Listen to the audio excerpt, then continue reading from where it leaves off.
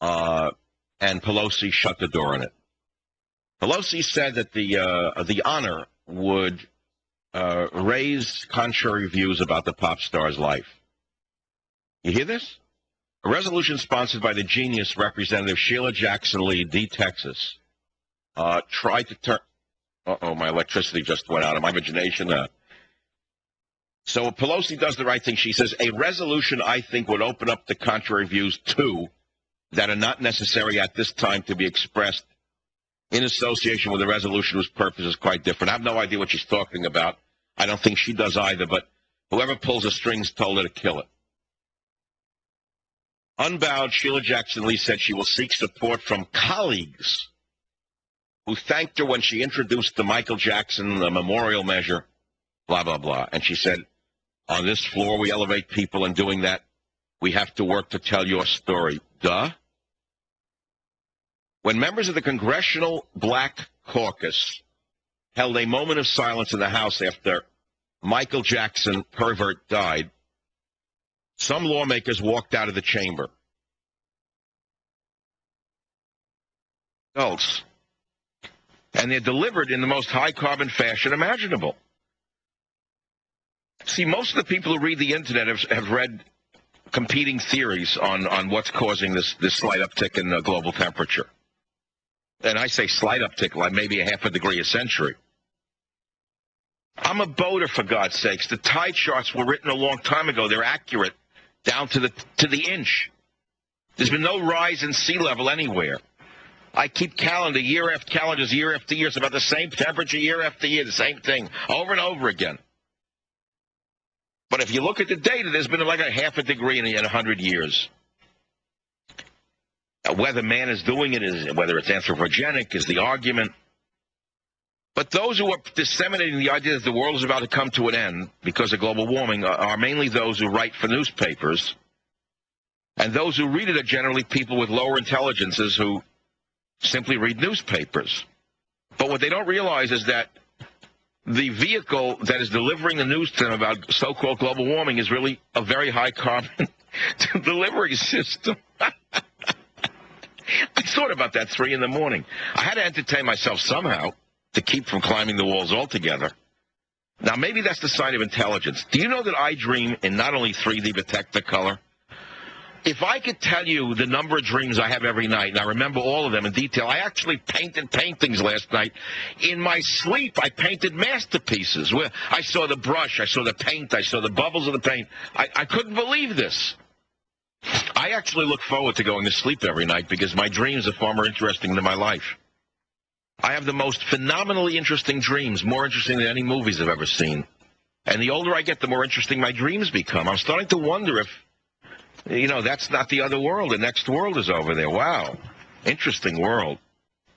So anyway, to make a long story short, the high-carbon newspaper comes on the driveway, and I got it this morning, and I put 2 yellow tags on the old York Times. One is Turk lawmakers. They're so PC the Times. Not Turkey, not Turkish, but Turk lawmakers. They always look up the right way to say things to not be offensive. That they're experts on. Their IQ is very high on non-offense. Turk lawmakers grant authority for raids in Iraq. Why Turk? Well, because some of the lawmakers may not be Turkish. They could be Kurdish, you see? See how smart they are, the boys from NYU? You see how smart, how they use their intelligence? But they don't tell you it was Nancy Pelosi who forced the Turkish parliament, or shall I say the Turk parliament, both old and young Turks, to vote to invade northern Iraq to confront Kurdish rebels. It was Nancy Pelosi and her Democrats who actually provoked this. That they don't tell you. Next article that I noted was, this is a shocker. A shocker. U.S. concerned as Iraq awards power deals to Iran and China. I almost fell over when I read this. Those backstabbing SOBs in Iraq, they're the most miserable people on earth are the Iraqis. They are the most backstabbing group of SOBs on the entire planet.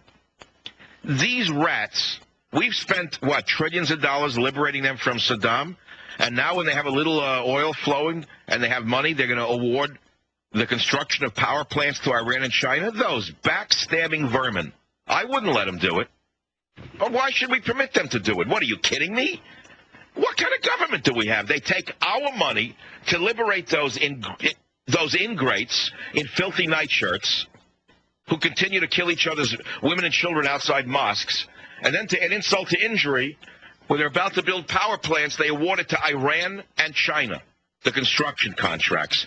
This never would have happened in World War II. After Germany was devastated, and during Reconstruction, I doubt very much that contracts would have been awarded to anyone other than General Electric, General Motors, etc. Since our nation had been depleted in fighting World War II, you would figure that perhaps we want to refill the coffers in some manner. But this, again, is an example of the lack of leadership in the administration. I have to tell you that. Who else do you blame for this? How could you blame anyone but George Bush for this? How could you blame anybody but Bush for this? U.S. concerned as Iraq awards power deals to Iran and China. How savage. All right, welcome back. I was knocked out by a power outage where I'm broadcasting from Studio 55 in a secret location. A thunderstorm knocked out the electricity, but luckily my Fortress Savage has a generator that went on, and my superb staff reconnected me, and here we are in the middle of like a hurricane all of a sudden, like a gale force hurricane.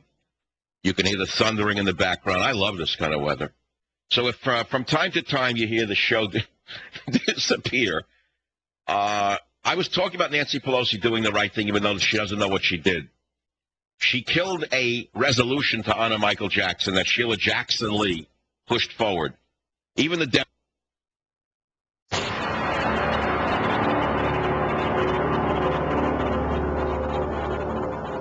Savage. Streaming at 910knew.com. This is the Savage Nation on Talk 910KNEW.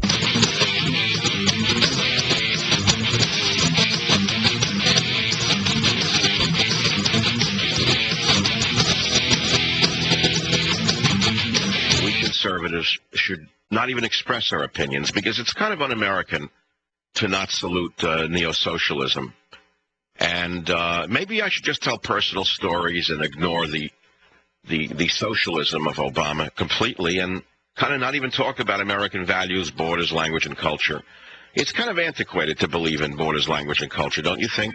If you'd rather me just, for the rest of my radio career, however long that may be, read you from Psychological Nudity, or I can read from Healing Children Naturally, because I want to be a good American. I want to be an American who gets along and goes along. I want to be an American who is loved. I want to be an American who, just worships the Obamas. I mean, I want to read about them stepping out at night. I want to read more stories about Obama goes to dinner. I want to see more stories about the Obamas walk in the park. I can't wait to get up in the morning and see Obama playing with his dog. I can't wait to see Obama, Mrs. Obama in her sneakers. Now, that's a true American. An un-American believes in antiquated things such as borders, English as the language of the land, stuff like, just nostalgic stuff that perhaps your grandfather believed in. Culture, things like that, the Bible, and there's no point talking about any of that anymore. 99% of Americans love Obama. Well, I think it's 99.9%. It isn't. We have to root out the 0.1% who don't love the Obamas. They're the real problem in America. And so, therefore, I think I will only talk about personal stories because, as I say, I want to be a true American. And any true American loves the Obamas. They worship the Obamas. He is the Messiah. And anyone who doesn't worship the Messiah is, un-American. And perhaps Janet Napolitano should send a tax squad with black helicopters to find anyone who doesn't love the Obamas. That's the new America. And I don't want to be out of step with the times. I want to agree with the bloggers. I want to agree with moveon.org. I want to agree with Soros. I want to be a serf like every other serf. I want to surf with the serfs on the internet. And I want to enjoy my life. And the only way to enjoy my life in a growing fascistic society is to get along and go along. Now, I could tell you some political stories, but I really don't want to bum you out. So how about some family stories like One-Armed Frank or Louie and the Monkey? Oldie but goodie favorites. I can sing along like Tony Bennett and I Left My Heart in San Francisco, and then get up and tell people, like the canary he is, everyone should basically worship Obama, and if they don't, well, God knows. Or like Sean Penn, the genius, the man who can't put 3 sentences together without sounding like he was visiting 3 different pharmacies, goes and kisses the ring of the anti-Semite Chavez. The liberal media kisses the ring of Chavez, the most visible anti-Semite on the planet today. Do you know that the year Hugo Chavez was elected president, there were 22,000 Jews in Venezuela? But today the Jewish population is between 10,000 and 15,000. Those numbers tell a story of anti-Semitism in Hugo Chavez's Venezuela. But I don't want to talk about it because it will make me look like I'm un-American. And if Sean Penn likes Chavez, even though he's an anti-Semite, that makes me wrong, doesn't it? It makes me wrong to point out that the Jews are being driven out of Venezuela. It makes me wrong to tell you that the verbiage coming out of Chavez in Spanish